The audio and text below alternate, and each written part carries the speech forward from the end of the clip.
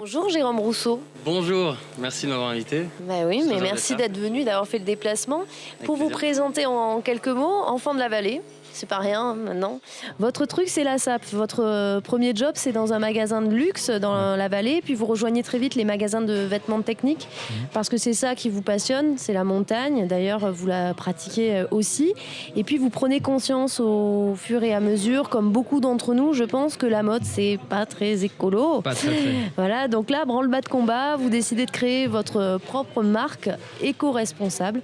Vous allez voir que ce n'est pas si facile que ça, mais bon, c'est bon, le projet est réussi. Les premiers t-shirts sont là, d'ailleurs, vous en portez un sur le plateau de Globule Radio. Voilà, vous pouvez le voir, les auditeurs qui nous suivent sur notre page Facebook. Lancement officiel la semaine prochaine de Samadi Chamonix, c'est le nom de la marque. Exactement. Donc on est un peu, voilà, un petit scoop sur Chamonix. Dites-nous, c'est quoi un t-shirt éco-responsable? Parce que là, on le voit, ça ressemble à n'importe quel autre t-shirt. Qu'est-ce que c'est? Qu'est-ce qu'on achète quand on vous fait confiance et qu'on achète un t-shirt Samadi Chamonix? Alors, ça dépend où. Après, comme on dit éco-responsable, maintenant, ça veut un peu de tout et rien dire, si vous voulez. C'est ça le gros problème, et c'est pourquoi aussi je m'engage dans ce combat, parce qu'au fond, c'est vraiment un combat, je pense, de tous les jours. Hein. C'est un petit peu un acte militant, et qu'est-ce qu'on retrouve, si tu veux, quand on achète un vêtement Samadi Chamonix? Déjà, il est fabriqué localement. Donc ça, c'est une très grosse partie de ce qu'on appelle l'éco-responsabilité. Encore une fois, je trouve que c'est un mot qui a été un petit peu galvaudé.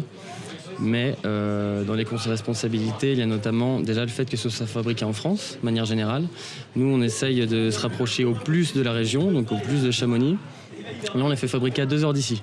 Donc c'est vraiment juste à côté. Et c'est des matières qui sont 100% biologiques certifiées.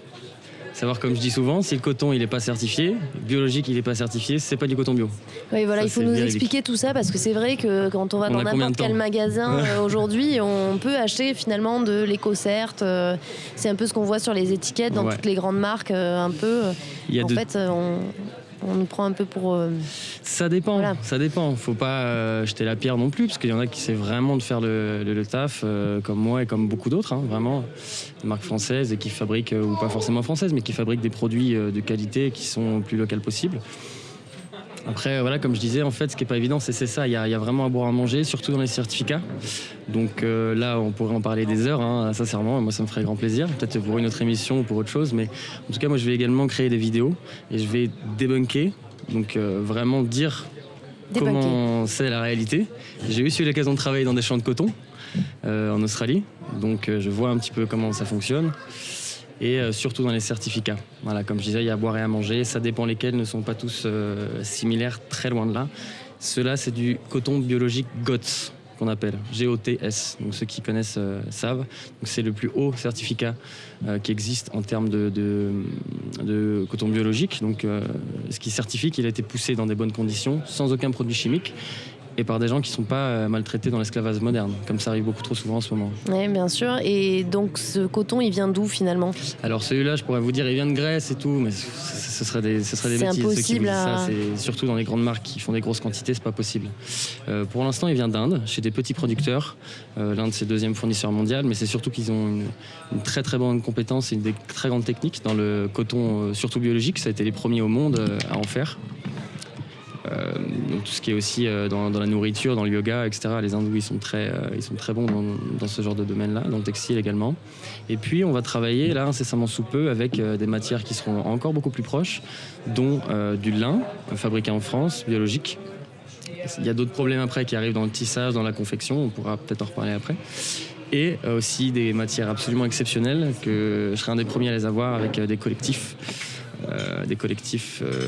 D'entreprises et de citoyens, donc des SCOP, sociétés coopératives, qui on va faire ensemble du chanvre français, poussé en France, tissé en France, et de la laine de mérinos d'Arles. Donc ça c'est un petit scoop aussi, exclusivité Globule Radio. On va tisser les deux en même temps, ce qui permet d'avoir des caractéristiques techniques exceptionnelles, que ce soit dans la régulation thermique, dans l'évaporation de l'humidité, ce qu'on appelle respirant, et dans d'autres domaines, la solidité, etc. Oui, donc c'est un projet génial, qui est hyper inspirant. Et en même temps, quand on t'écoute, on se dit oulala, le parcours de combattant pour arriver à faire ça. Ça s'est passé comment? Ouais. Ah bah il y a eu beaucoup d'embûches, rien que ça, faut que les gens le sachent aussi. Ça a mis combien de temps? Alors j'ai eu l'idée il y a 3 ans déjà. Donc il y a un moment, au retour d'un voyage en fait, j'ai fait pas un tour du monde, mais je suis parti en sac à dos en Asie, en Australie. Et à mon retour, ça a permis aussi de beaucoup m'ouvrir l'esprit, je pense. De toute façon, il faut voyager, surtout seul. C'est pas facile, mais vraiment j'invite les gens à voyager seuls. Quand c'est possible de le faire, même avec pas forcément beaucoup d'argent, il faut voyager seul. Ça ouvre vraiment l'esprit à d'autres cultures, d'autres états d'esprit, d'autres visions de voir. Et donc pour répondre à ta question, à la suite de ça, effectivement, quand je suis rentré, boum, il y a eu un genre de déclic, le samadhi, et je me suis dit, c'est ça que je vais faire de ma vie. Donc oui, les embûches, pardon, c'était ça la question. Oui, j'allais te dire, j'imagine que c'est pas facile parce qu'on n'a plus trop de savoir-faire. C'est un des premiers obstacles en France, c'est qu'on n'a plus de savoir-faire, on n'a plus forcément de manufacture, des gens qui savent coudre. Là, tu me parles d'Arles, je me dis, ah ouais, il y a encore des choses qui se passent à Arles. À Arles, il y a beaucoup de mérinos, c'est des moutons. C'est des moutons, de la laine de mérinos, ça on est très bon. En fait, un des problèmes majeurs qu'il y a en France, c'est qu'on sait très bien coudre, hein. Ça dépend après quelle matière, mais en grande partie on sait très bien coudre, on sait très bien contre-coller. Donc peu de gens le savent, mais c'est les membranes, ce qu'on appelle des membranes en fait. Donc je vais pas dire de marque, mais les 3 couches, ou les choses comme ça, surtout pour des vêtements techniques de sport, plutôt pour la montagne en fait. Ça on sait le faire, sans problème en France. Et même moi je me suis rendu compte de ça en cherchant pour ce qui va venir un peu plus tard aussi. Et en fait on a perdu tout ce qui est dans le tissage et le tricotage. Des matières qu'on appelle à fibre courte. Donc c'est le coton et ce genre de matière. Et même le chanvre, d'ailleurs, le chanvre et le lin, on ne peut pas encore le tricoter en France, ni le tisser. Ça, c'est une des grosses nouveautés. Alors qu'on pouvait le faire avant? Bien sûr, on pouvait le faire sans problème. C'est depuis 2005 que ça n'existe plus. En France, la dernière usine, c'était Safilin, de mémoire, qui a dû délocaliser en Pologne, même si c'est une boîte française, maintenant, c'est un des seuls qui fait ça. Et pour le petit truc, c'est qu'on fabrique tout en France. Enfin, on fait pousser le chanvre ou le lin, par exemple. On en fait pousser industriel, hein, ça n'a rien à voir avec le cannabis, hein, qu'on soit bien d'accord. Du chanvre industriel. Évidemment. Je le dis parce que des fois les gens ne savent pas trop, ce qui est normal, il faut le dire quand même, ça n'a rien à voir. Donc du chanvre industriel, on sait très bien le faire pousser, on est très bon avec ça depuis très longtemps, on est le 2e ou 3e fournisseur mondial. Sauf que derrière, on l'envoie en Chine pour qu'il soit tricoté, tissé, ils fabriquent des vêtements et ils nous le revendent. Donc aussi, il y a vraiment il y a une perte de sens totale, quoi. C'est pas que dans le textile, mais on a beaucoup délocalisé. Maintenant, on en souffre et certaines usines, que je salue d'ailleurs, entreprises essayent de relocaliser. Tu as eu aussi un passé pendant longtemps dans le vêtement technique, dans des grandes marques de vêtements techniques.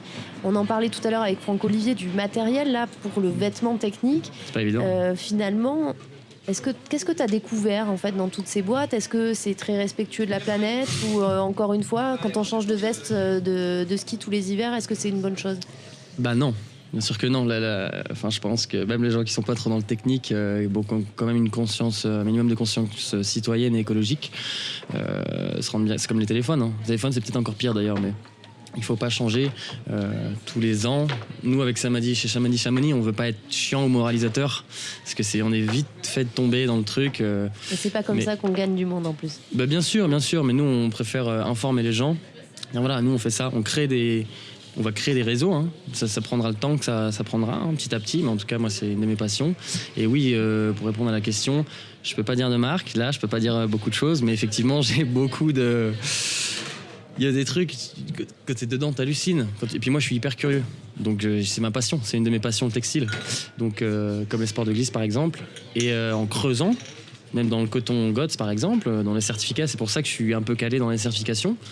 C'est que je suis le genre de mec un peu fou qui va lire les trucs en anglais de 173 pages, les rapports annuels des certifications, quoi. Comment on obtient les certifications, etc. C'est des trucs, mais moi ça me passionne parce que j'ai envie de savoir d'où ça vient, comment c'est fait, quels sont les... Et alors donc ces vêtements techniques, est-ce que c'est une catastrophe pour la planète? Est-ce que j'imagine qu'il y a des produits chimiques dedans? Bien sûr, énormément, et encore beaucoup plus que ce que certaines marques nous le disent, à tous les niveaux. Ce qui est très grave aussi, c'est les teintures. Une grosse partie, c'est quand même les teintures qui colorent en Asie. Puis en fait, le truc aussi, c'est qu'en Asie, ils n'ont pas les mêmes lois. C'est ça qu'on ne se rend pas trop compte. C'est aussi une question de loi. C'est aussi pour ça que beaucoup de gens délocalisent. Ça a rendu des rivières. J'avais vu un documentaire, je vous passerai éventuellement. Les références. Les rivières, ouais, j'en ai des catalogues de références. Et c'est pour ça que je vais faire des vidéos en recoupant tout ça, etc. pour expliquer vraiment des trucs de 20 minutes, une demi-heure vraiment pour que les gens sachent tout de A à Z. Et en fait, il y a eu des rivières qui sont devenues violettes, rouges, bleues. Parce que les mecs, ils faisaient des t-shirts et ils rebalancent tout dans l'eau, en fait. Donc finalement, dans nos vêtements, il y a beaucoup de matières chimiques. Qu'est-ce qu'on y trouve? Bien sûr. On y trouve de tout. On y trouve de solvants, des adoucissants. Selon les matières, il y a certains trucs différents. Même le chanvre qu'on retrouve en Chine, il y a un petit peu de solvant dedans aussi pour quand c'est des tissus qui sont très fins. Parce que sinon, c'est une matière qui est quand même très difficile à travailler et à tisser très fin. Ce qu'on appelle des filatures à demi-sec ou filatures mouillées. Et on retrouve beaucoup de substances que je ne saurais même pas ressortir les noms parce que c'est des trucs de chimistes. Et derrière, ça nous fout un peu le cancer, quoi. Et finalement, donc toi, bravo, tu as réussi à créer cette marque. On est d'abord déjà sur du t-shirt en coton. Et tu as comme projet aussi de faire du vêtement technique. Ouais. Ça, c'est, j'imagine, encore plus gros et plus difficile à faire, dingue. Non ouais, c'est complètement dingue. Et moi, c'est ça qui me passionne aussi. C'est que je fais déjà depuis 2 ans, donc je suis un peu en avance, mais enfin, en avance par rapport à tout ce que je vais vous montrer par la suite. Mais je fais aussi de la recherche et développement en partenariat avec plusieurs personnes. J'imagine les choses, je les dessine. Et puis après, je m'aide aussi de couturières, de modélistes qui font bac plus 3, 5, etc. Après pour faire des modèles et pour les faire fabriquer, faire des échantillons, etc. Donc oui, ça c'est encore, les vêtements techniques, c'est quelque chose, c'est encore une autre dimension. Une autre dimension. Mais alors tu as pour projet d'utiliser des bouteilles recyclées en Haute-Savoie ou dans la région finalement. Donc notre bouteille qu'on pourra jeter ici à Chamonix, potentiellement elle pourra se retrouver dans une veste ou dans un soupul que tu auras fait avec Samadi Chamonix. Exactement. Ça c'est quand même incroyable parce que j'imagine que pour aller chercher des bouteilles recyclées dans tout ce système de recyclage et tout, ça c'est complexe. Il y a plein de métiers qui rentrent en jeu. De toute façon, même dans le métier du textile, c'est plein d'acteurs différents qui travaillent ensemble. C'est pour ça qu'on dit tisser des liens. C'est parce qu'il y a beaucoup d'acteurs différents. Et effectivement, ce qui est vraiment génial, c'est ça. Et là, on est en train de le faire. On travaille avec plusieurs partenaires. On essaye de voir un peu qui fait quoi, comment. Est-ce qu'ils partagent la même vision que nous? Ça aussi, c'est important. A priori, quand ils sont là-dedans, ils la partagent. Et oui, comme tu disais, je reprends ce que tu disais, quand tu jetteras une bouteille en plastique là dans une benne jaune à Chamonix, j'espère que c'est dans la jaune, à Chamonix, et après on la récupère, on la transforme, on la chauffe, on fait du fil avec. Donc c'est un recyclage mécanique et non chimique, parce qu'on peut recycler des pièces, mais ça peut être chimique aussi. Donc ça, c'est encore d'autres choses, encore un autre sujet. Et après, donc on les fond, on en fait des petits granulés, on les fond. On les met dans de grosses machines, on les tisse, on les tricote et après à partir de là on coupe, tu fais ton tissu incroyable. Exactement, ouais. Incroyable. Écoute, merci beaucoup Jérôme Brousseau. J'ai Madame Nuance qui est à table avec nous sur la terrasse du Little Bio, donc en direct sur 90.5. Romane, voilà, qui avait un petit mot à nous dire ce soir aussi pour nuancer tout ça, l'économie circulaire, le greenwashing, tout ce qu'on entend autour de ça aujourd'hui. C'est clair. Donc rien ne se perd, rien ne se crée et tout se transforme. Ouais. On peut dire que Lavoisier avait une longueur d'avance sur son temps. Bien que cette phrase s'applique aux sciences physiques et chimiques, elle convient bien à décrire en quoi consiste l'économie circulaire. Seulement en 2021, est-ce vraiment l'ultime et bonne solution pour freiner la consommation de masse et transiter vers une société plus durable ? Donc, comme on l'a évoqué un peu au début, au côté durabilité alimentaire,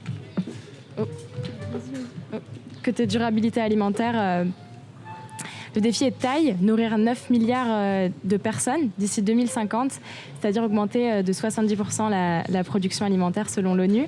Et côté textile, on n'a plus besoin de rappeler que c'est l'industrie la plus polluante, je pense. La deuxième. Si on compte vraiment tout, on ne sait pas trop en fait. Et donc les enjeux et les alternatives et les solutions en fait sont grandes et par conséquent les dérives aussi. Donc là je pense à H&M qui a fait pas mal de campagnes avec H&M Consensus, Close the Loop ou Climat Positive, voilà. C'est un peu ça. Et dans un autre registre, les plateformes de revente qui font qu'encourager en fait ces revendeurs à la fast fashion. Donc moi, ma question en fait, c'est comment on fait pour contrer l'effet fourre-tout du terme d'économie circulaire et comment on fait pour contrer en fait les limites que cette notion elle connaît. Vaste question. Je pense que mon point de vue, mon avis là-dessus, c'est qu'il faut s'informer, vraiment, dans un premier temps. Il faut savoir qu'ils font exprès, des multinationales, même certains des politiciens et plein d'autres gens, ils font exprès d'entretenir avec un peu les mots-clés, les mots un peu mode en ce moment, tendance. Pas tous, mais une grande partie font ça parce que c'est ce qu'ils vendent aujourd'hui. C'est pour ça que, comme tu disais, le conscious clothing d'H&M, etc. Voilà, qu'est-ce qu'il y a derrière, on ne sait pas trop, on ne sait pas toujours tout. Et pour revenir juste une seconde sur la nourriture, moi, mon avis personnel, je pense vraiment qu'on peut nourrir 9 milliards de personnes sur Terre. On peut. Selon toi, c'est juste une question d'organisation, enfin de logistique. Je pense que le monde est en train de changer à un point, c'est exponentiel. Donc tout change très vite, les mœurs, les manières de faire, mais pour moi c'est vraiment samadhi, ça veut dire l'éveil, l'union et l'ascension. Donc la première étape pour moi c'est l'éveil et autour de nous je pense qu'on est tous en train un peu de prendre conscience sur différents sujets. Et pour revenir à la nourriture, je pense effectivement qu'on peut nourrir 9 milliards de personnes. Aujourd'hui il y a l'aquaponie par exemple, qui est un truc absolument exceptionnel. On peut faire des poissons, même si c'est des animaux, mais ça reste des poissons de l'élevage avec de la végétation au-dessus. Donc ça, il n'y a pas plus circulaire en fait. Les poissons utilisent les déchets, les plantes utilisent les déchets des poissons et vice-versa. Pour moi, on pourrait nourrir 9 milliards de personnes, mais après, c'est vrai que ça nécessite beaucoup de choses. C'est pas si facile. Ça prend en compte beaucoup de vecteurs. C'est un peu le problème finalement de l'économie circulaire, du développement durable, tout ça, c'est un peu le serpent qui se mord la queue. Il n'y a jamais vraiment de super solution. Mais bon, on aime bien les initiatives comme ça, voilà, dans la vallée de Chamonix, Samadhi Chamonix. Est-ce qu'il y a un défilé finalement ce soir? Ah, non, t'es au courant? Oui, non ou pas? Alors, défilé au Cerro. On était un peu dans le rush, du coup malheureusement ça va pas être ce soir. C'est pas grave. Ouais. Alors, lancement très cet été de la marque, lancement officiel de Samadhi Chamonix. Le 14 juillet officiellement. Voilà, on va suivre aussi votre aventure parce qu'on adore ce genre d'initiative. Et justement, nous on fait tomber le t-shirt sur Globule Radio parce qu'on part sous les tropiques avec Flume.